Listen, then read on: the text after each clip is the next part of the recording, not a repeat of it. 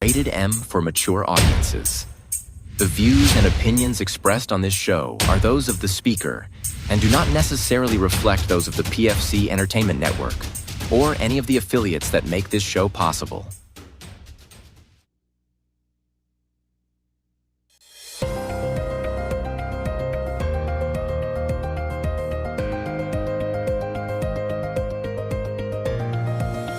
This is the Pure Fury Creations Entertainment Network. From the gridiron to the ball diamonds, from the hardwood to the ice rinks, from the fairways to the octagon and everywhere in between. If it makes headlines, it's fair game on the Sports Reel podcast on the PFC Entertainment Network. Good Wednesday evening and welcome to the Sports Reel podcast, live here across the platforms of the PFC Entertainment Network. Along with Tim Sheridan, I'm Jason Klaus. We certainly appreciate you tuning in here as we are live streaming this across Riverside.fm, YouTube, and of course our account over on Facebook.com. We have a lot of stuff that we're going to talk about, that we're going to touch on. We're nearing the end, it seems like, Tim, for two conference finals in both the NHL and NBA. We're going to take a look at that. The Detroit Tigers continue to be the most dominant team in Major League Baseball. We're going to look at the week that they had here. I have no doubt you have a report for Tim's 2-minute. It says 2-minute, but that's not really what it is. But it might be 2 minutes today. There wasn't a huge tournament this past weekend, so there's a good possibility it may just be a 2-minute golf report this week. But I might get into talking about the Memorial that's coming up, and then we're only a few weeks away from the Open, and then after that we can start gearing up for the Rocket Mortgage Classic, which we will be at. Yes, we will. Yep, we're certainly making our plans to be a part. That's in Detroit, right? Correct. In the city of Detroit, yeah. Yeah, it's smack dab right down in the middle of Detroit. You have to there's no parking there, so you buy your parking, you park at Wayne State University and their parking garages, and then they shuttle you over to the golf course. So it's like another 20-minute drive from Wayne State to get there. But obviously it's a private golf course. They don't have enough parking for, probably 50,000 people that show up there. Damn. There might not be that much. It might be 10,000. There's a lot of, you'll see there's a ton of fucking people, but it's over a 4-day period. So actually it goes longer because Wednesdays is usually like practice day. Tuesdays you got pro-ams. Like it's a week. Every PGA event is like a week-long event. Like it's not just the 4 days of the tournament. Like there's stuff going on before that also. A couple of things I want to make mention real quick, and then we'll get into the headlines here. First of all, I want to send a shout out to my special lady. My girl is celebrating her birthday today, so I wanted to take a moment and wish her a very happy birthday. Well, happy birthday, Jason, special lady. And also on the more professional front, if you want to be a part of the show, you have the capability to do that, to come on the show live as we're doing this, as we're live streaming. If you look at the live chat on the Facebook feed, you will notice that there is a link there. Click that, hit it, go through a couple of hurdles. It'll put you in a virtual waiting room. It gives me the notification, and you can be on the screen and be a part of this conversation. If you don't want to be on camera, I totally understand that. But you can still correspond with us through the live chat, and we get the notifications on our screens in our respective home studios. With that being said, let's start this week, Tim, by looking at the NBA playoffs. The Eastern and Western Conference Finals are underway right now, and this is not going the way a lot of people thought that it would. Right now, the Indiana Pacers are one win away from going to the NBA Finals, and a lot of odds makers, Vegas had the New York Knicks as the favorite going into this. I don't know how much of that has been That's contributed because of the referees. the referees on their fucking side, for fuck's sakes. So when this series was starting, we were seeing things. I was seeing things like Knicks in 5, Knicks in 6. Nobody really gave Indiana much of a chance on a national scale. Now, obviously, closer to their home market. Obviously, everybody is in Pacer fever right now, but they have been the better team going into the series, and no matter what the refs have tried to do, or if they'll tell you until they're blue in the face, no, we're calling this straight down the middle. Well, clearly you're not, and there's you can go on TikTok right now and pull up a bunch of different examples as how the refs have guided the New York Knicks into the Eastern Conference Finals here. But they're looking at a big deficit right now.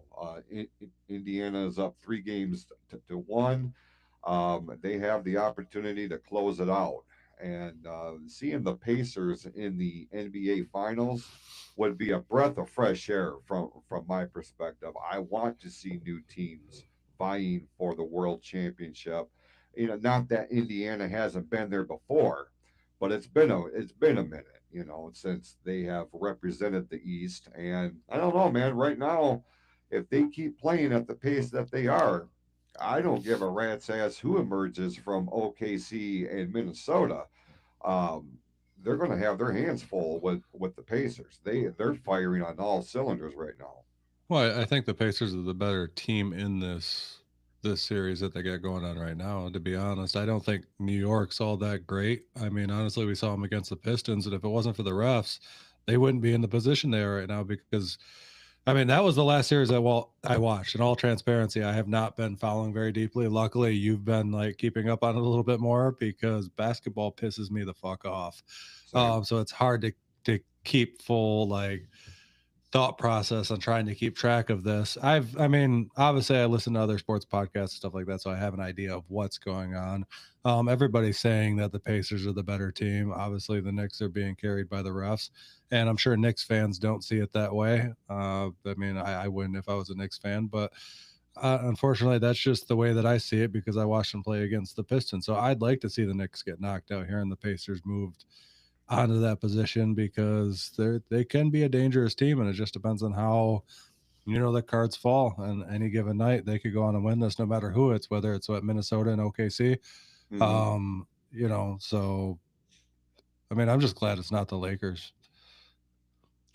Yeah, looking at the Western Conference side of things here, the Oklahoma City Thunder, they have a 3 games to 1 lead over the Minnesota Timberwolves. I had gone on record and said I was looking towards an Indiana Minnesota NBA Finals. That's really what I wanted to see. But Oklahoma City is reminding people why they are still a powerhouse.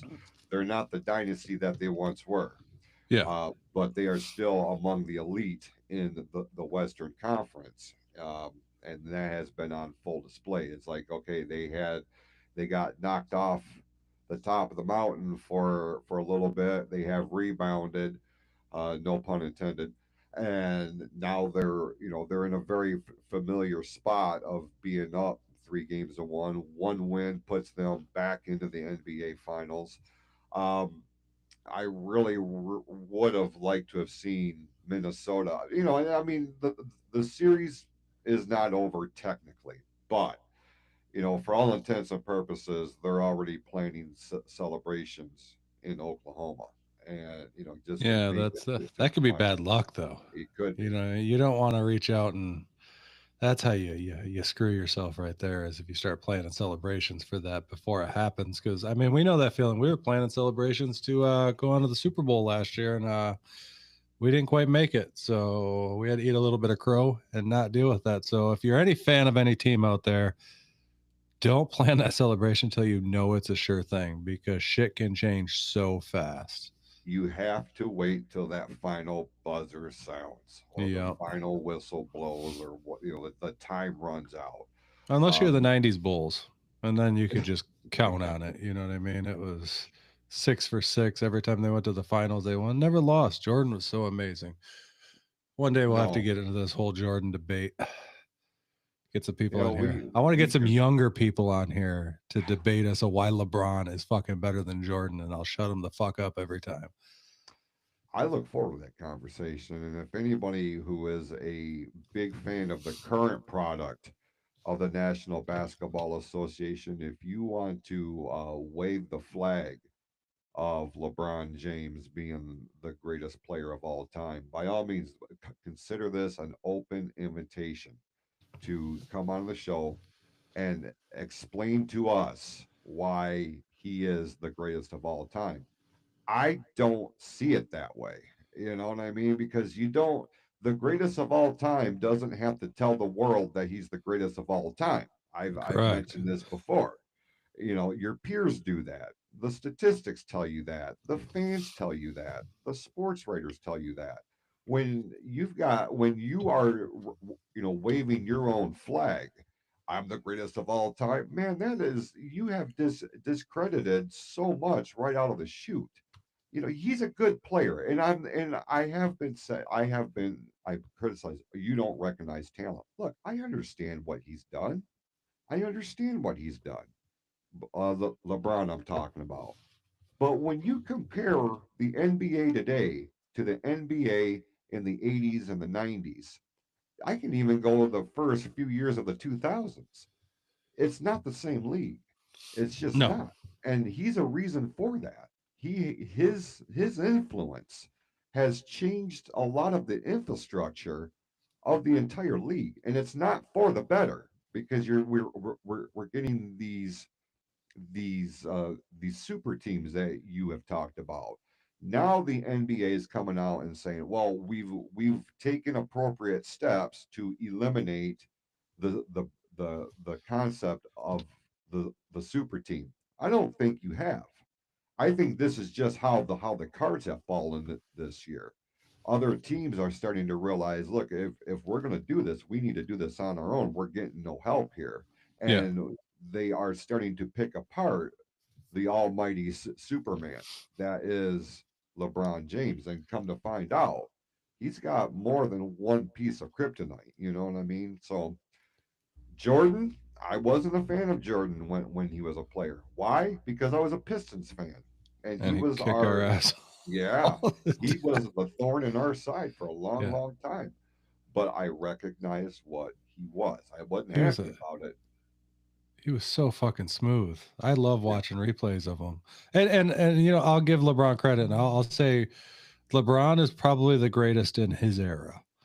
You know what I mean? I'll give him that. Like, he's good. I don't even. It's a hard stretch to say he's the greatest in his era. He's the most winning person of his era, because I mean, Stephen Curry, like, honestly, I think is probably better than LeBron. He just doesn't have the size of LeBron is. If you could take Steph Curry's talent that he has, put him in the size of LeBron, he'd be a million times better than fucking LeBron. You know what I mean? LeBron just has that size. He's built like a fucking tight end in the NFL. Like, he could have played NFL football. He's got that size. But I mean, I really don't think LeBron could have handled playing in the Jordan era. And I think Jordan could switch it up and play in the LeBron era and still just kick the shit out of everybody. If you took a prime Jordan, like 90s Jordan, put him in today's basketball, he'd be unstoppable. It'd be ridiculous. I mean, he'd probably get fouls called him all the time because he played a lot rougher than what they do now. Now it's just flop a ball, and it's fucking ridiculous to watch. Like, I hate watching it. It's like, I even try to sit down and the big craze right now is the WNBA. So we were mhm. sitting down watching a WNBA game the other night, and Caitlin Clark, all the credit in the world, that chick is fucking amazing. Like, we were watching her play. She can shoot from fucking anywhere and make it. You know what I mean? She's and I can understand all the hype behind her. Like, she's really fucking good. But I got dragged into it because of all the Caitlin Clark, Angel Reese controversy. You know, they're going back and forth, who's better. You know what I mean? So people are making all these TikToks with Angel Reese missing 500 million fucking shots and rebounding all her own fucking ball. It's ridiculous to watch. But even the WNBA seemed like floppable to me. I'm like, where the fuck did basketball become floppable? Like everybody's just flopping all over the place. Somebody touches your arm and you fucking flop to the ground. Like, what the fuck? Like, I want to see a little bit of fucking 90s basketball back. 80s, 90s basketball. You go back to 80s with the Bad Boys, the Pistons. I mean, Bill Laimbeer used to fuck people up, you know, throwing elbows straight up to jaws. You know what I mean? Like, basketball was a rough sport. And that's the period that Jordan played in. And that's why he is 100% the greatest of all time, because he was able to not only play in that era, but dominate in that era. And he did it for a lot of years. And then he fucking just walked away from it and then came back as a Wizard. I don't want to get into those years. You know what I mean? I think there's more to that story than, you know, what led on. I've read a bunch of stuff where he came back and he was donating all of his, you know, salary to 9/11 victims and all this other stuff. And he also came back to kind of help save, you know, the team a little bit because the Wizards were struggling. But we won't talk about that era of Jordan, even though he did have a pretty good era in that time. Like, he was still high scoring. He was still down. He just, I mean, the team wasn't built like the 90s Bulls were. 100%. You know, when you start talking about going back to an era of the NBA from yesteryear, I feel like, in my opinion, and I see that Claudel Edwards, who is my co-host on the Fatal Four Way, chimed in here. Q, if you are still watching and you want to be a part of this conversation, we would love to get your take on it. Hit the link, get in the waiting room, and I'll bring you on the show. But I feel like that's why the Detroit Pistons were targeted the way that they were, because you could see, especially the second half of the season, this Pistons team was kind of leaning into that bad boys era type of Yeah. basketball. And other teams were starting to piss and moan about it. Oh, they're hurting us. They're too rough. They're too this or too that. No, this is what basketball is supposed to be.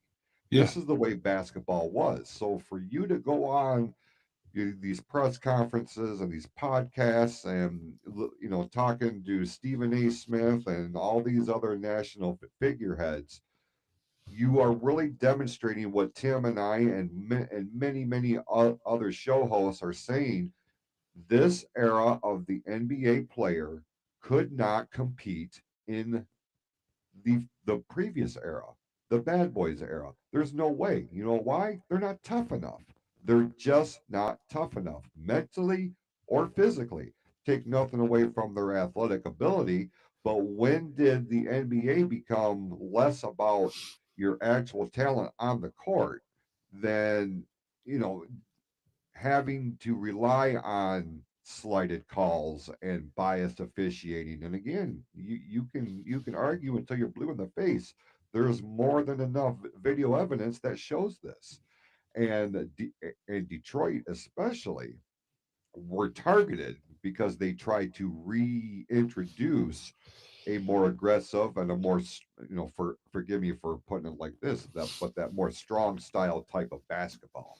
That's what made the NBA fun. It ain't fun to watch no more, in my view. Even if the Pistons were in either the Indiana spot or the New York spot, it's still not. I mean, it's cool because it's our team, but it's not going to have that same feel as, you know, the 88, 89, 89, and 90 Pistons, even the 2004 Pistons, man, Rasheed Wallace and Ben Wallace and, you know, Rip Hamilton, like these guys were in it, man, and they were throwing bows and they were getting it back, and it was cool. It ain't like that no more. And until that gets back to what the game of basketball is supposed to be like, I don't know if I'm ever going to be as fully invested in it as I was when I was a kid. Or it could be just the evolution of it, and we're getting old, Tim. I don't know. You know, I don't even think it needs to fully go back to the full like throwing elbows and stuff like that. Like, I does basketball need that in general? No, but that was fun to watch. You know what I mean? But you got to stop fucking flopping. If somebody just bumps into you and you flop to try to draw a foul, stop this foul drawing bullshit. Is all that I'm saying. Like, stop being a fucking pussy. I hate to say it. Like, and they're not even like nobody's getting hurt, but it's like somebody just comes up and charges into them a little bit, and they're flopping all over the place. And that used to just be a normal. You watch anything that 90s basketball players did. I mean, God, look at Shaq back in the day. He just bulldoze over people and nobody was calling fouls on it. Like, why are we just like calling them all the time now? And I blame it mostly on the refs, you know what I mean? Because the refs allow this shit to happen. They have to stop, like, when it looks as stupid as it looks sometimes. Like, I hate to say it, like some of these guys will get their hand touched and they fucking throw their arms up in there and they flail to the ground and start fucking like convulsing. And it's like, what the fuck is that? Like, all to draw a foul? Like, what the fuck? Like, let's stop that bullshit. Like, I understand a lot of it leads to, like, we understand now in sports a lot more to do with head trauma. So you don't want people throwing elbows at the head and shit like that. You know what I mean? That's why kind of hockey's lighting up a little bit too. Because of the head trauma, you know what I mean? Football, how light can you really go with that? You know what I mean? It's fucking full force tackle sport. But a lot of these sports, even wrestling, you know what I mean? No more chair shots to the head like pro wrestling. It's like they're doing certain things too. And that shit doesn't help. Every time you take a fucking bump, your fucking head's rattling around it, or your brain's rattling around in your head. So we're all fucked up in the head from years and years of doing that. I hate to say that. Like, sometimes I have trouble remembering shit. But it comes back to me eventually. You've probably caught me a few times on this podcast where I'm like, fuck, I got lost train of thought. I can't think of the word. And then I go on. But yeah, like, we just need to get away from the stupid flopping bullshit, the just trying to draw a penalty. Like, it just, that stuff is dumb. Let's just get back to just playing basketball the way that it's meant to be played. And that's really all that I want to see. And I would start watching again. Like, yeah, but like right now it's theatrical. It's bullshit. Like, it's hard to watch with as stupid as it's gotten. I agree 100%. But I wanted to bring this up too, because you said the Pistons were kind of introducing that again a little bit this year. People were complaining about they getting hurt. That just comes back to the whole Detroit grit mentality. You know what I mean? We're a little bit rougher. We're a little bit tougher. You quote Dan Campbell, they're going to bite your kneecaps off. You know what I mean? Like, they're going to fuck you up. And all these teams are adopting that. So that's why they're a little bit rougher now. You know what I mean? Because they've adopted the grit mentality. So have the Tigers. So is everybody else in town. It's that is spread throughout the town, and everybody is just a little grittier. They're a little tougher, and they'll just fuck you up. And that's what the mentality in Detroit is now. And it seems to be working out quite well for all our teams that have adopted it. We talked about this at length on last week's show. The fandom and the entire aura of the city versus the team, and what's feeding into what. What is it? That's the city feeding into the team feeding into the city. Is it a combination of the two? We credited Dan Campbell here in Detroit with initiating this grit mentality. You've seen it with the Tigers. You've seen it with the Pistons. You saw glimpses of it with the Red Wings. And it's not just regulated to the Lions football team. It has legitimately taken over this entire city, the entire state of Michigan. Everybody is wearing something or saying something about grit. And, initially it was in Honolulu blue and silver colors. Well, now you're seeing navy and orange. You're seeing red and white. You're seeing red, white, and blue, with the word grit. And so it's like, this is a movement here in Detroit. Yeah. And as we talked last week, you're starting to see these teams really gravitate towards that. It gives them an identity, not just an identity, but a sense of unity, that it's not just our football team. It's not just our baseball team. It's going across all the sports. And you can kind of make the argument that it's starting to filter into our college teams too. Michigan State, uh, the Central Michigan. Um, I almost said Ferris State, but I don't really put them on the same level. But um, it really has become part of this region's identity, and it's starting to resonate with fans, with the players, with the owners. We talked about this too. The owners are starting to give a little bit more control to the to the coaches, to the general managers. What do we need to turn this around, to bring home a championship? Yeah. Well, give us a little bit of wiggle room. Let's start there, and they have, and you're seeing that especially with the Tigers, because like again, they are the best team in all of MLB. So there's something to be said about that. Which Um, I can say that eventually my goal is here eventually is I want to get, and I put it out there in the world, because sometimes if you just put it out there in the world, I want to get Dan Campbell on this podcast one day, because I just want to just fucking grovel at that guy, because he's been fucking amazing for the city, not just for the Lions, but for every fucking sports team that we have, because everything goes back to Dan Campbell. And what he started was a complete movement that swept across all of our sports. So I give him all credit and thank you, Dan Campbell, for fucking what you've done for this state. you know, it would be amazing to get him on, I know. or anybody from the organization, but him especially, because it starts with him. Yep. Um, I don't know what kind of hoops we would have to go through in order to try to land something like that, but Hey, that's I'm something. just putting it out there in the universe, Jason. Sometimes when you Listen, put it out there, sometimes it happens. you know me, man. Like It's I'll keep wishful throwing. thinking. Yeah, I keep throwing shit at the wall and see what sticks. Yeah, that's what you got Who to do. knows?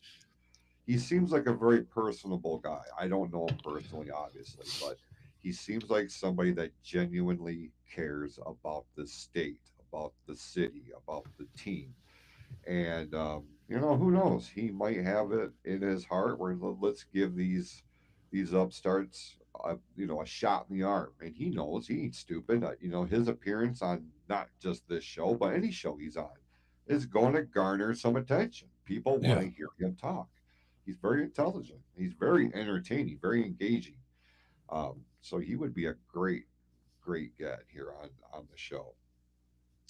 Um, Moving away from the NBA, let's look a little bit at the Stanley Cup playoffs for the National Hockey League. Again, we have two conference finals series that are down to 3 games to one. I said last week, I think it was, if not last week, it was a week before last. I was looking at an Edmonton Oilers and a Florida Panthers Stanley Cup final. It seems like we're on the verge of that. Both Edmonton and Florida have commanding 3 games to one leads in their respective series.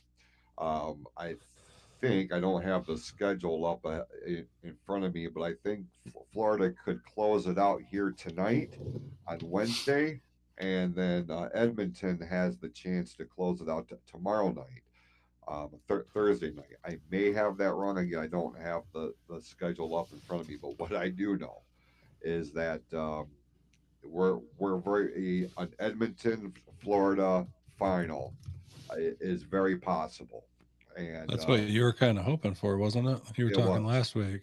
And I would like nothing more than to see the Edmonton Oilers, and I can't believe I'm saying this, Yeah, because you're right. Florida and Carolina tonight, 8 p.m. And then 8 p.m. tomorrow, it's Edmonton and Dallas. So that's you're what I right on thought the it money was. there. Yep. Um, I would love to see Edmonton win this whole thing. I would love to see Lord Stanley's Cup go back to Canada, for the summer. If the Red Wings are not going to be in it, and I don't generally root for Canadian teams. Like I do not root for the Blue Jays. I don't root for hardly any of the Canadian teams, and it's not because it's Canada. It's because I'm a Detroit fan. You know, but I also recognize with hockey, like it started in Canada, like it is a national pastime over there. And it's been a little bit since a Canadian team has been the best team in the National Hockey League. Edmonton has played a style of hockey that just is not going to be denied this year, in my view. And as good as Florida is, and they're a good team. Um, but man, I just feel like they're going to run into a buzzsaw with Edmonton because there's a sense of pressure on the Oilers bench right now that they understand where they're at. They are not just the representative of their conference; they're representative of their whole country. They're the one Canadian team that's left standing here. So it would be cool to see them win their first Stanley Cup in forever. So I don't know. Have you been paying attention to the hockey playoffs at all? In all transparency, no, I just learned a lot more of you. Attention. I just looked it up. And it all comes back to this issue of making the product so hard to fucking watch. Like not watch, but like to obtain, you know what I mean? Without Mhm. cable, you're fucked. So unless I go to like, a restaurant on a Friday night and they're playing on a Friday night, I don't get too much opportunity. I have been following, obviously, listen to other sports podcasts, so I have an idea of what's going on. But yeah, it's just everybody besides the NFL right now is making it so fucking hard to obtain the ability to watch their fucking programming, and it's annoying. Like I want to watch all these things. So other than just keeping up on stats and see what's going on at the end of the game, I have no way to even fucking watch these games unless it's on HBO Max, because I do have that and they occasionally have it. So I'll click in for a little bit, but it's just so hard to fucking obtain. Like, and it pisses me off. I ran into this conversation over the weekend. My dad was looking for the Tigers game, and he's got cable, and because that they're was it Bally Sports or FanDuel Sports, I guess it is now, network that carries the Tigers. He actually has that on his lineup. However, he didn't know what the hell he was looking for. He was still looking for Fox Sports Detroit, and I'm like, Oh shit. yeah, that hasn't been a thing in a minute. So I had to help him find it, but he was so frustrated. And Yeah. he's the kind of guy, when he gets frustrated, he'll give it like 90 seconds. If he can't figure it out, he moves on to the next thing. How many other fans are doing that? You know, we got into a full blown conversation about it. And he was telling me, I remember turning on the channel 4 out of Yeah. Detroit, and watching them there, listening to George Kell and Al Kaline. They were the TV broadcasters, and I can remember that shit like it happened yesterday. And it's just gotten so damn complicated with streaming apps and the way all of your televised entertainment is kind of trending. I said 10 years ago, cable is going to become obsolete, and it's slowly but surely becoming a thing. Yeah, it's getting there. But they still need to make it more fucking accessible. Like even without cable, like Dave just brought up a good point here. They said, yeah, how the hell do you watch the Lions without the cable? Fortunately enough, 90% of the Lions games are on the fucking, you can catch them all. If you got rabbit ears, you can watch them. I know people On who have Fox, rabbit yeah. ears because they're on Fox. So you can watch them with rabbit ears. You don't need anything fancy to watch a Lions game. But Tigers, nope, can't do that. I mean, Tigers, Pistons, and fucking Red Wings are all on fucking FanDuel. So unless you pay the $20 a month, which I said that I was gonna, and I just haven't done yet. But that's the plan at some point this season. Fortunately enough, I've been seeing enough games broadcasted on HBO Max. He wants a golf goalie because the hole would be easy to defend. Yeah, it probably would be. It's a tiny hole there, Dave. You can't get Fox with rabbit ears in Port Huron. Like I know people. I got a buddy at work that's all he rolls off of, and he lives in Flint and can get all the Lions games. So I don't know, but yeah, I mean, back in the day, you used to be able to watch all the Tigers games on Fox. What the fuck happened to that? Pistons games, Red Wings games. What the fuck happened to that? Why are they getting so great? And I know we've had this conversation a million fucking times on this show, and it's one of the things that pisses you off the most. But yeah, it pisses me off right now too, because yeah, I'd like to watch some of these series.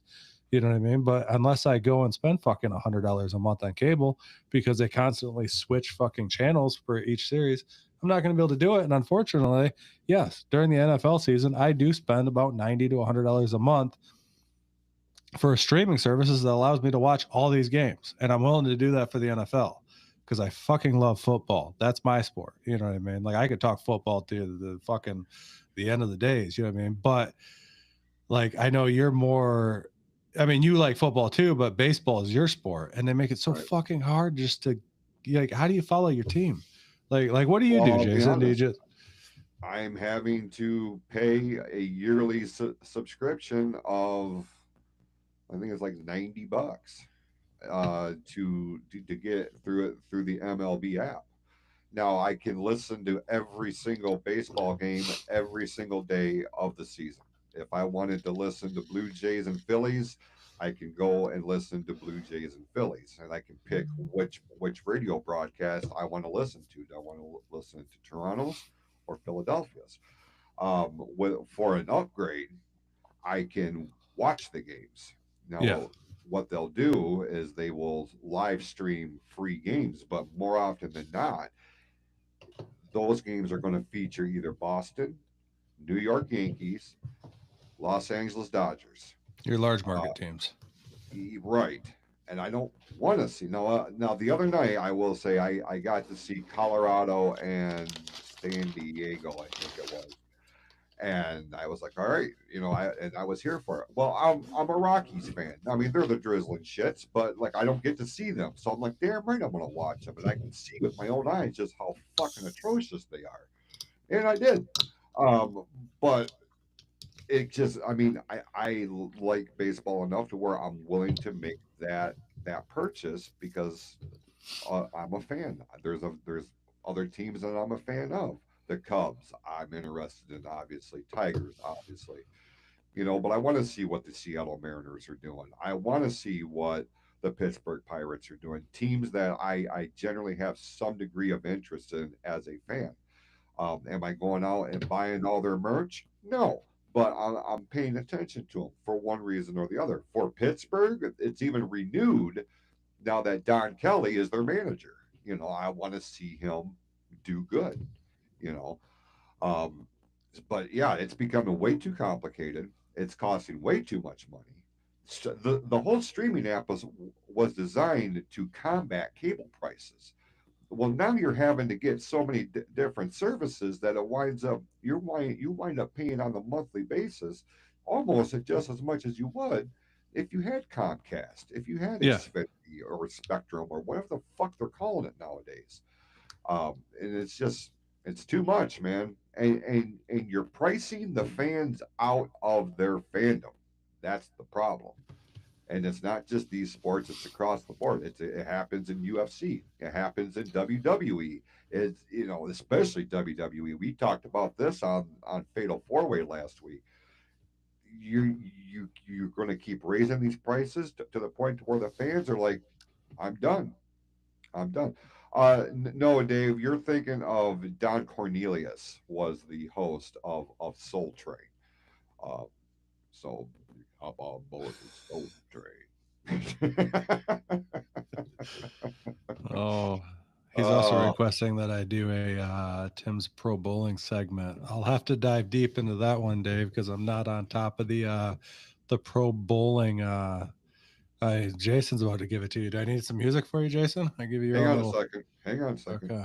I don't. Hold on. Let me test my music real quick before I get into this because I don't know which button's which. I know this is. That's Tim's. That's my golf segment. What's this one?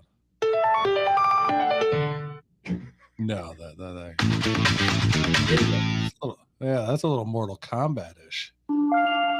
No, I need to download some new little fucking.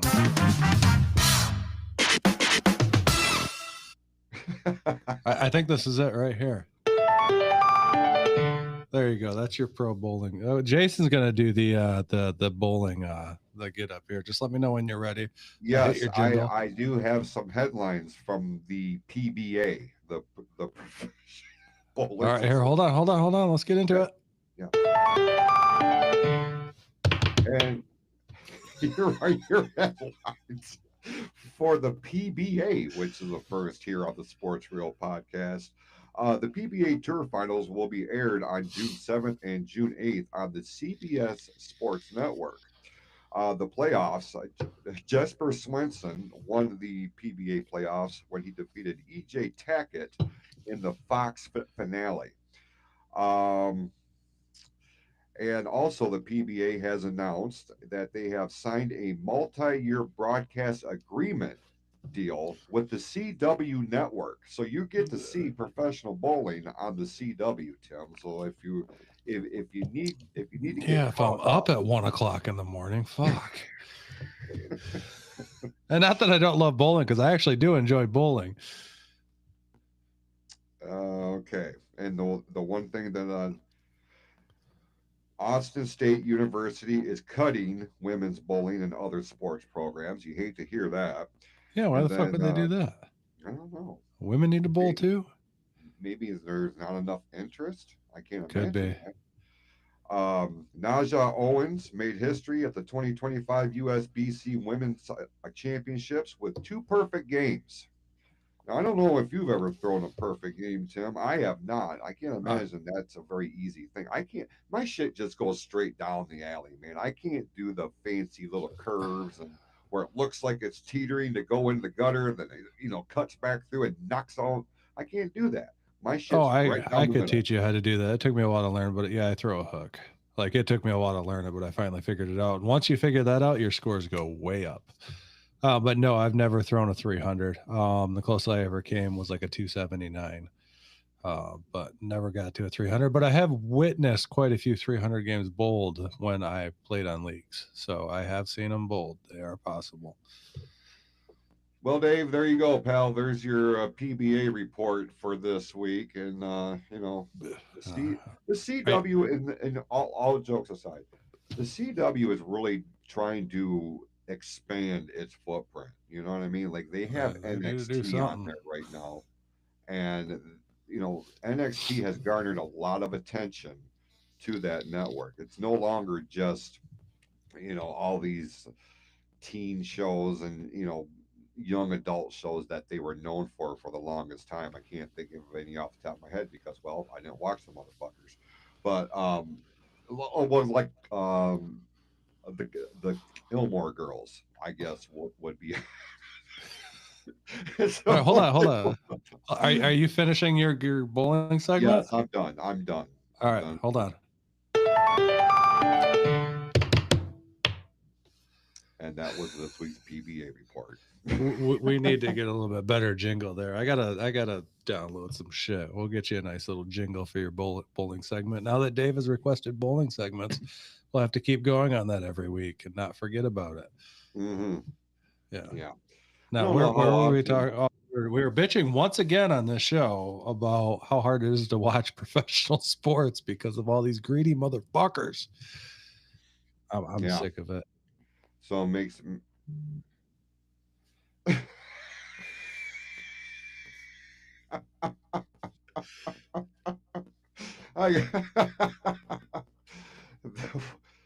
the Ocho. What was that? Was that fuck movie was that?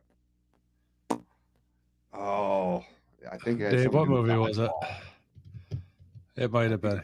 He'll chime in here in a second and let us know exactly what his reference was to there, because I'm sure it is a movie reference. I can see Gary Cole and Jason Bateman doing the commentary, and I feel like it was for Dodgeball. Dodgeball. Yep, that's what he just said. Yep, Dodgeball. That's funnier than shit. All right. All right, where'd we leave off on? The Stanley Cup, and then we were going into MLB. So MLB, big week for the Tigers. Big week. They just swept the fuck team. Were they just playing the Giants? Cleveland. Yeah, No, the the Giants. They Giants. just swept the Yeah, Giants. Cleveland, they dropped a couple too. But they end up closing it out with Tarek Skubal throwing that complete game. a complete game shutout, and his Yeah. last pitch on that outing was 103 miles an hour. How do you And feel about him pitching that fast that late in a game? Does it worry you? a little bit. Yeah. It Yeah. does a little I bit. I go maybe take a little sauce off that before you end up getting Tommy John surgery. Yeah, man. Yeah. And look, I get him. You know, you get that adrenaline going, and when you're looking at something like that, you know, a complete game shutout. You know, the nerves are going, the fans are going nuts. They're chanting his name. You know, and in that post game presser, he got really emotional when when he was talking about the fans who were chanting his name. Yeah. Uh, and I can only imagine, you know, what that feels like because you strive, you work so hard for so long to be among the elite in MLB in your particular um, in your position. And again, people forget he is the reigning Cy Young Award winner Yeah. from last year. It's not like he's Um, not a good pitcher, and this was a surprise. You know what I mean? He won right? the fucking Cy Young last year. In fact, didn't he triple crown it last year? I believe he did. Yeah, yeah. Like he was a fucking straight up badass last year. Let's give him some credit. Like stop. Like you hear these announcers and stuff like that from other teams, and it's like oh, he just did something incredible. You know, he did some incredible shit last year. This was his first complete game, which I'm sure he could have had many more. But unfortunately, the Tigers are smart enough to hold him off a little bit. You know what I mean? Instead of throwing his arm out early. But yeah, give the guy some credit. He's a fucking badass. I'm gonna have to agree with this. Derek Screwball. That's a great name for a ball player. Hey, it beats the shit out of Abe Knuckleball Schwartz, Yeah. who was. uh, but if you know, you know. If you don't ask. It's not that. It's not that important. It's not that deep. Um, you know, we said right at the start of the show the Tigers remain the best team in MLB, but there's a new number 2 team this week, Tim. The number 2 team in MLB right now The is the White Sox? No. Oh no. Who'd you say? Did you say the White Sox? Yeah, they're right. You know, it's Detroit, it's Chicago White Sox, it's the Colorado Rockies. Hey, And then the Tigers are number 1 on the field. White Sox are number 2 in our hearts. Okay. they're number 2, all right, pal. Yeah. The drizzling shits is what they are. No, but the Philadelphia Phillies are on their own tear right now. Yeah. And I saw some clips from the other night. Bryce Harper got beamed pretty goddamn hard in his surgically repaired elbow. And if you're a Phillies fan, you know, I mean, you don't even have to be a Phillies fan. If you're just a decent human and you're aware that you know what Harper had to go through to get his elbow repaired, and then I mean the slow motion was just as jarring as live action. You know, because when you know they show the thing in live action, then they'll slow it down, and man, oh man, the impact that ball came. I believe it was every bit of 100 miles an hour, just slamming into that elbow. I can't imagine what that would feel like. And you could tell because Bryce, you know, people have an opinion about Bryce Harper, you know, but he is as passionate of a baseball player as there is in the game right now, and he's in Philadelphia to win. And I have never had the opinion that he's phoning it in. Like he really wants to lead this team to prominence, and they have. He has. So to have that, I mean, if you're a Phillies fan, that was a scary ass moment because that's your star player. Yeah. Uh, I remember going to Philly the year after he got traded there, or that he went to Philly from Washington, and he hadn't even played a full season yet. And there, I mean, he was all over the city on billboards, and the benches, on the sidewalks and things like that. Like everybody just immediately gravitated toward this guy because he was the next big thing. He was their big hope. And we went to the game. We went and saw him play in Philadelphia that weekend that we were there, and the ovation was as loud as anything I've ever heard. And the city really loves this guy. And I'm not sitting here saying that the pitcher, and I don't remember who threw the ball off the top of my head. Um, you could tell he felt legitimately bad. It wasn't like something malicious, but that just goes to show, man. People say, "Oh, baseball's boring. It's this. It's a soft sport." Bullshit. You stand in there and get beamed with 100+ mile an hour fastball and tell me how much it tickles. It's not going to. No, it definitely hurts. And, a lot of people don't give credit to baseball. I honestly think, because I grew up playing baseball, I think baseball is the hardest sport out there. I mean, and you Harder tell than me these hockey. guys, I think so, to be honest. You try to tell me you're trying to hit a ball, what is it, a 3-inch ball, 3.5-inch ball with a bat that's 2.5 inches wide, 3 inches wide, that's coming in at you at 100 miles a fucking hour, like, and fucking got movement all over the place. Like, the shit's almost impossible. Statistically, it's pretty much almost impossible. That's why I think baseball is one of the hardest sports out there. Like, just hitting in baseball is, I mean, you take any average person out there and they're never going to be able to hit off an MLB pitcher. Like, honestly, like somebody like try to hit that 103-mile-an-hour fastball that Tarek Skubal threw. It's not going to fucking happen. You're going to get lucky if you even get a piece of it. As you say that, I think of something that I have heard time and time again over the years, and that is that the hardest championship to win in all of professional sports is the Stanley Cup because of um, hockey is not an easy sport. You're ice skating. You're trying to control the puck. You're trying to shoot it into the net. And while I can see an argument for that, because I can't ice skate. There ain't no fucking way I'm going to try that. My ankles would fold Have like you ever ice skated? I tried once when I was younger too. It wasn't like last week or some shit. Like when I was young, I don't have the balance, brother. I just don't have the balance. See, Uh, I used to go when I was younger. I could ice skate all over the fucking place. I just couldn't stop. So the only way I could stop was smashing into people or smashing into the fucking boards. There was no stopping for me. Like, I could stay up, no problem. I couldn't do it now. My knees are shot, my back shot. I'm old. I just fall over. But when I was younger, I used to be able to do it. Dave is saying that ping pong is the hardest sport. And I mean, for this thing's boring me, out, man. yeah, for me it would be hard, but my God, like I mean, I just go back to the Olympics and watching ping pong, like that shit amazed the fuck out of me. Those guys were so like little Chinese team and North Korean team going at it, and they're just yeah, pop, pop, pop, pop, pop, and that shit's going so fast. I was like, how do you even see that fucking shit?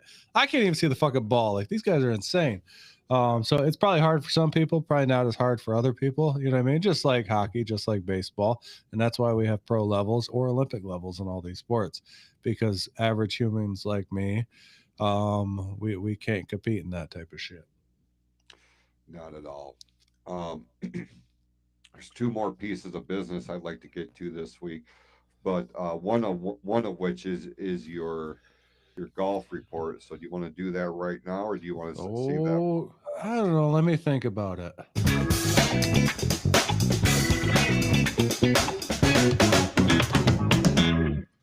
We got to get you a little jingle for the bowling one. But okay, yes, let's get to Tim's 2-minute golf report. This past week we had the Charles Schwab challenge. Ben Griffin placed first. Good for him. That's a big win for him this year. I think that if I'm not mistaken, that might be his first career tour win. I know going into this tournament, odds were 50-1 for him to win. I was listening to Drinking Bro Sports, and they were talking about The odds on him and old Ross Patterson happened to drop $100 on him, and him winning it ended up clocking him. I think it was almost $6,000 altogether. We had Schmid, that's a boring name, who placed second. We had Cauley third. Tommy Fleetwood came in fourth, tied with Scotty Scheffler in fourth. I didn't realize Scheffler was playing in this thing because when I was leading up to this last week, I'm like, there's not even any huge names in this. But yeah, Scotty Scheffler played in it. He placed fourth. I'm not even going to try to pronounce that, or maybe I will because it'll be fun. Hisatusune, some Japanese guy. He placed sixth. Easy for you to say. Pod Geiter, some interesting names in golf. Let me tell you, six, tied with McIntyre. Any more notable names? Ricky Fowler placed 16th. I can't wait to see him at the Rocket Mortgage Classic, which he won 2 years ago. So maybe he can get back to form in Detroit. That's about it. That'll round out my top there. This next weekend we got coming up, we got the Memorial Tournament coming up at the Muirfield Village Golf Club. Looking forward to this. It's going to have a lot of big names in it. It is a $20 million purse. So all the big names in there. But I did hear that Rory McIlroy decided not to play in this for whatever reason. I don't know. Maybe he's got some personal stuff going on. It seems like he's always got personal stuff going on. Or he just happened to win his career Grand Slam this year and decided to take a little bit of time off. I'm not sure. But notable names playing in this one. We got Ricky Fowler. Just brought him up. Tony Finau. Hadwin. Cam Davis. Cam Young. Wyndham Clark. Xander Schauffele. We even got old Johnny Vegas playing in this one. Trying to get some of the bigger names they'll be teeing off later on. Got Scotty Scheffler, Patrick Cantlay, Straka, Justin Thomas, McIntyre, Tommy Fleetwood. Like it seems like every big PGA name is going to be playing in this besides Rory McIlroy. So this will be a good weekend to watch some golf. This Memorial Tournament. I'm going to keep my eyes on Scotty Scheffler because he's been hot this year. Justin Thomas has had a really good comeback year this year. He's been doing really well. I want to see Ricky Fowler make some moves in this. Tony Finau can always compete when he decides to. Ben Griffin, maybe he can go back to back, and win another one. Xander Schauffele is always doing well this year. So those names that I'm keeping an eye on, but I'm kind of keeping my eye really on Scotty Scheffler because he is the number one golfer in the world, and let's see what he can do after. I mean, he's pretty much went first, fourth. I think there was another high finish, and then lead into this one this year. He's already won two. He's got 2 wins this year with 1 major, so maybe he can win another one and tie it up with Rory this year because Rory's already got 3 wins on tour this year. And then the week after that, we got the Canadian Open. Who gives a fuck? I'll watch it. And then after that, we're back into a major weekend with June 12th through the 15th. We'll lead up to this and talk about this month a little bit more about Oakmont Country Club. It is the U.S. Open, so that'll be a good weekend to watch. But other than that, I will finish up Tim's 2-minute golf report, and I might have kept it pretty close to 2 minutes. I might have went 3. I'm not sure, but let's finish it up.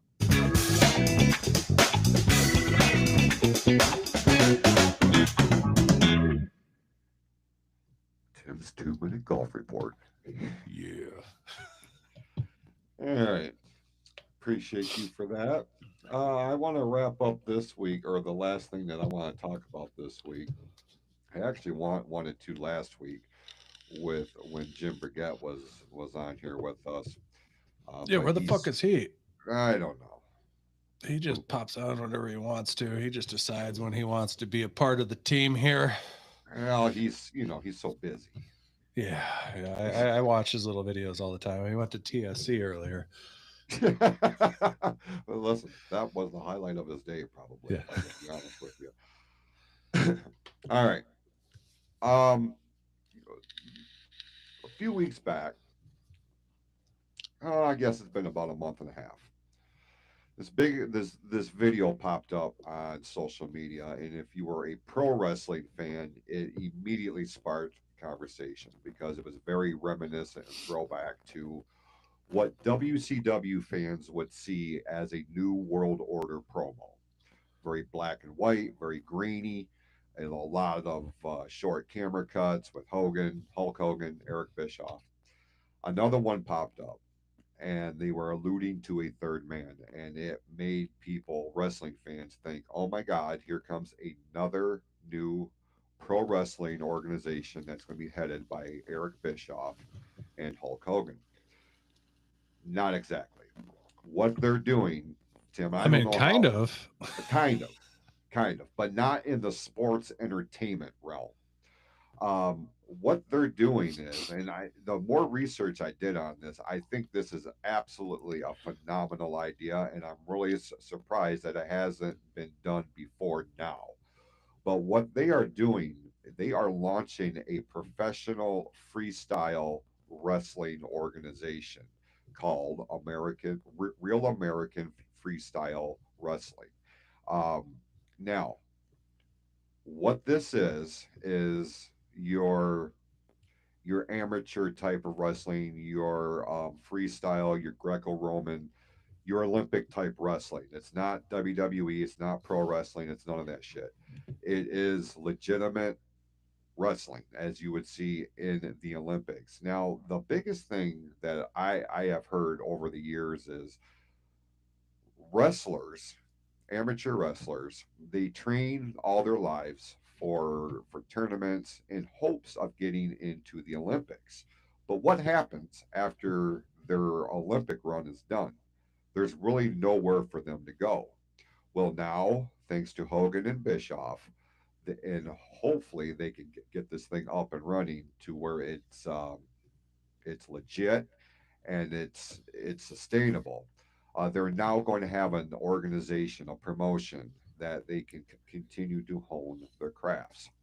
And I think this is this is a cool idea. And for amateur wrestlers, I think this is something that's long overdue. My only concern is with the amount of publicity, and not all that great by and large, that Hulk Hogan is getting in, nowadays. I worry that people will immediately dismiss it because his name is attached to it. Dave writes on here, what the fuck does Hulk Hogan know about amateur wrestling? Not a whole lot, but he knows about marketing. He knows about advertising. Eric Bischoff was a badass wrestler. Not a lot of Yeah. people know that. And he dabbled in taekwondo and various forms of martial arts. Like he knows legitimate, sporting competition. So what they're doing is that they're going to launch this new Real American Freestyle Wrestling, and they have their first big event, and I do believe it's going to be on pay-per-view on August the 30th in Cleveland, Ohio. Such notable athletes as Olympic silver medalist Kennedy Blades and former UFC fighter Ben Askren are expected to participate, with potential appearances by Wyatt Henderson and Gable Steveson. Gable Steveson is interesting unto itself because he had signed with WWE following his appearance at the Olympics, Correct. and it didn't go anywhere. Like they were hoping he was going to be the next Brock Lesnar, or the next Shelton Benjamin, or the next Kurt Angle. Pardon me. And unfortunately, I don't know what it was. I don't know if he just couldn't wrap his head around that type of wrestling. He was so used to, the amateur style or the Greco-Roman style that he just could not make the transition. Because make no mistake, there is nobody else on this earth other than Brock Lesnar and Kurt Angle. Like they are the two pillars of this. But this gives amateur wrestlers somewhere else to work, somewhere else to make money, somewhere else to get their name out there. Hogan is said to be the commissioner of this organization. I'm not exactly sure what that all that entails in terms of being a It probably commissioner. just entails a lot of Hey Brothers and other shit. Who knows? Um, Bischoff is going to take on the role of chief media officer. So he's going to be overseeing the production and the storytelling aspects. Now, storytelling, I got to believe, is going to be like your vignettes Yeah. that they're going to do to introduce these athletes to the audience, to give kind of a backstory. Why is this guy important? Why should we care about this individual, this athlete? Much like they do in pro wrestling, but this is the human element. This is real life. Now the interesting part is their third man in this is one of the most respected names in all of amateur wrestling, Israel Martinez, a respected freestyle wrestling coach with a history of training some of the best wrestlers out of the United States and around the world. Having said all that, Tim, what is your take on real American freestyle wrestling? Do you see this being a success? I think it's a great idea. I think it'll bring some light to amateur freestyle wrestling, and I think you're right. It's good for the athletes, but honestly, in the world that we live in now with UFC, which kind of intermingles the wrestling with it's MMA. It's a bunch of different aspects of fighting styles that go all in one. It's going to be hard to catch on to the normal American fan. It might do well in some overseas markets, but I just don't see it being as much of a success as they think it's going to be. Not that I wouldn't watch, because I'd probably watch because I like any type of, combat sport, whether it's wrestling or MMA or, boxing, anything like that. This is just another one of those aspects. But I just don't know if it's going to catch on, and I don't know if Hogan's the right guy to link to this. I mean, I like Hogan. Has he done some bad shit in his past? Sure, but I like Hulk Hogan as the character. Now Terry Bollea is a different person sometimes, and who knows exactly what, is going on in his mind half the time. I do have to disagree with Dave. I don't think their first champion will be David Arquette. But yeah, and you brought up Ben Askren in this, and the last time we saw him, he got knocked the fuck out by Jake Paul. So I don't even know how much of a name he really brings anymore. But yeah, I don't know. I don't see it catching on here. I don't see them getting a lot of buys. I hope that they do for the benefit of the athlete, because that's one of those sports, unless they transition into MMA, they kind of work their whole lives to get in the Olympics, and then they're just like never thought of again. You know what I mean? Unfortunately, these guys have been working their ass off most of the time since they're kids to get into this sport, and the Olympics is the top tier. So if it does catch on, good for them, because it's going to be money in their pocket, and they can actually make a career out of something that they love. Because unfortunately right now, unless you go MMA or transition into like WWE or AEW, like pro wrestling style, which I know you brought up the pillars as Brock Lesnar and Kurt Angle, but there was also a lot of other, really good high school wrestlers that went on to college and stuff like that. I mean, Cody Rhodes being another notable name that made a name for himself. Dolph Ziggler. There's a ton of them. Shelton Benjamin. Yeah. You brought him up. There's a ton of them. Yeah. I mean, you can just go on down the line. I mean, what's his name? Why can't I think of his? No, his alter ego there, because I think he's better. Americano? Yeah, Americano? Yeah, he's the greatest of them all. But yeah, so hopefully it works out for the benefit of the athlete, because they deserve that. Dan Severn. I mean, he was not only in wrestling, but he went on to MMA. I mean, he's a former UFC champion, which Dan Severn is an awesome motherfucker. I do have to say that. That is the coolest guy I've ever met in my fucking life. And I swear down to the day, I was on a show with him in fucking Midland, Michigan in the early 2000s. And my buddy Drew, who was a big UFC fan from that time, drove all the way up to that show from Port Huron, followed us up there just so he could go watch Dan Severn work this wrestling show. And after the show, I was talking to Dan in the back, and I was like, yeah, my buddy Drew's, he's a huge fan from when you're in UFC. I was like, he drove all the way up here from Port Huron to come meet you. And he's like, I'll bring him back here. And I'm like, no shit. So I went to go get Drew. He was out in the stands. By the time I turned around, Dan had followed me out and sat there and had an hour-long conversation with my buddy Drew, and even like had my buddy Drew carry his bags to his van. And they sat there and they talked for another half an hour, and he just like clicked with Drew, and they just talked about his UFC career and everything else. Like, he sat and spent an hour and a half with a fan just to spend time. And they just clicked. Like, that's one of the coolest motherfuckers I've ever met in my life. But back to it. I hope it works out for the athletes. I really do. I don't know how you feel how it's going to work out. What's your mindset there? I feel like it has potential. I feel like it would, like with anything, there's going to be that initial curiosity. Yeah. Again, my biggest concern is Hogan's involvement and with his name above the the title. I do worry about that just because of how he's perceived nowadays. I don't, for the sake of the athletes, I would hate for anybody to just immediately dismiss this because, oh, it's a Hogan project. Oh, it's a Hogan Bischoff project. Anybody who knows anything about Eric Bischoff knows that his success goes way beyond just that in professional wrestling. Even to this day, he's produced a number of different reality shows with Jason Hervey. He's got his hands in a lot of different pots. He's a very intelligent businessman.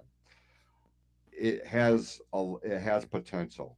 I question why they didn't go after a Kurt Angle, why they didn't go after a Brock Lesnar. Could be because they're under WWE umbrella in some way or the other, whether it be a Legends deal or still low key under contract. With in Lesnar's case, But he's in that case, like, fucking Hogan's under a Legends contract, right? this is true. This is So, I very mean, true. it could, who knows? Maybe they just don't want to be associated with them. Who knows? I think they're really making an effort to separate real American freestyle from world wrestling entertainment. Get it as far away from pro wrestling as you possibly can. Um, that's going to be one of the biggest, obstacles to establish it as a legitimate wrestling organization. And I think, once people tune in and they see that there's not a three roped ring and there's not a lot of the entrance and the hoopla and the pomp and the circumstance. This is mat wrestling. This is your collegiate style wrestling. Um, I really want this to take off for those athletes more than anything, not for Bischoff and Hogan to, put more money in their bank account. Christ, they've got plenty. I really want this for the athletes, for the wrestlers. So I think initially it's going to be a success. Their first shot at it. Whether they can sustain that going after the August 30th pay per view, and they're working on a TV deal with a major network, although they haven't said who. Um, I've heard Fox, I've heard ESPN, I've heard TBS, but that's going to be interesting if Hogan is still on, and Bischoff for that matter, if they're under Legends contracts, are they going to be working with a network that is has a stake in all elite wrestling? So there's that aspect of it too. So there's a lot of pieces that have to fall into place before August the 30th rolls around here. Jake Hager is another great example. Swagger, Jack Swagger, um, that Dave put on here. Um, I'm optimistic. I'm cautiously optimistic. And again, it could be a one and done thing. I don't think it's going to be though. I think we're going to hear about this at least until the end of the year, and then we'll wait and see what happens at the turn of the new year. So stay tuned. We're going to be following it. So you know it's going to be interesting. Along those lines, real quick sidebar. We want to send our condolences to the late great Rick Derringer. Rick Derringer was a well-known musician in the 60s and the 70s, is responsible for Hulk Hogan's walkout music, Real American, as well as the theme for Demolition. And those, especially the Demolition theme, man, like that is my favorite theme music from that era. Like it's just so heavy, and it just really epitomized the the tag team of Axe and Smash, you know. So, but before he got into the wrestling space, he was known for the big hit single "Rock and Roll Hoochie Coo" in the '70s, which he redid with Mean Gene Okerlund. It's not a bad version of it. In 1987 on the Pile Driver video. If you go on YouTube right now, you can actually pull the official music video up, and you can see Rick Derringer, you know, in the flesh playing the guitar behind Mean Gene. So wanted to take a moment here and acknowledge and send our condolences to his family, his friends, and of course his fans. So rest in peace, Rick Derringer. We also had another death this week with the outdoor sports category, which I know I'm a big part of. I do a lot of hunting and stuff like that, but we had Phil Robertson of Duck Dynasty who passed away. I I know a lot did of see people. that. Yes. Yeah, a lot of people. Some people don't like him. Some people do. He was a very God-fearing man who believed in his ways, but he was a family man, and he was a big name in the outdoor sports theme. So send our condolences out to his family there. So wanted to put that out there in the universe too, and also want to one more time put out in the universe that we need Dan Campbell on this show. Sorry, if I say it enough, maybe it'll happen. You never know. You never know. Well, we certainly appreciate everybody who tuned in here tonight, watching the live stream with us, or if you're listening to us after the fact on the traditional RSS feed.